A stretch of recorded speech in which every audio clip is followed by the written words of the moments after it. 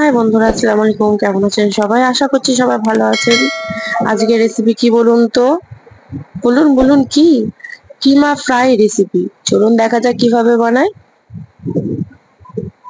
তো আমি এখানে চিকেন নিয়ে নিয়েছি। চিকেনটা ভালো করে ধুয়ে নিয়েছি।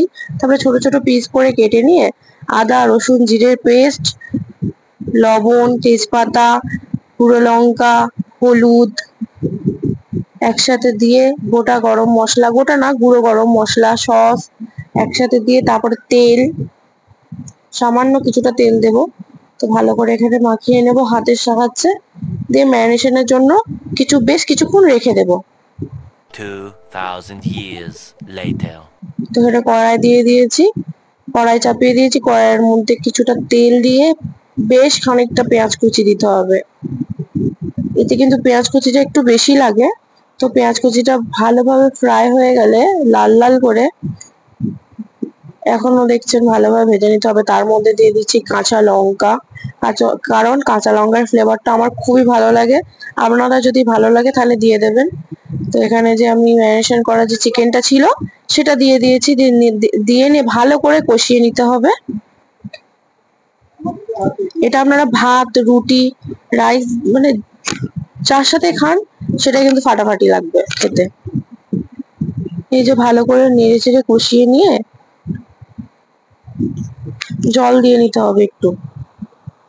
মাঝে আমি একটু সামান্য জল দিয়ে নিয়েছিলাম। এই যে দেখতেই পাচ্ছেন, সামান্য কিন্তু, হ্যাঁ বেশি নয়। জল দিয়ে আবারও কষিয়ে নিতে হবে, কারণ মশলাগুলো তলা লেগে যাচ্ছিল। তো আপনারা যেখান থেকে ভিডিওটা দেখছেন প্লিজ একটু লাইক করবেন, কমেন্ট করবেন, শেয়ার করবেন, যাতে আপনাদের সাথে সাথে সবাই ভিডিওটা দেখতে পারে।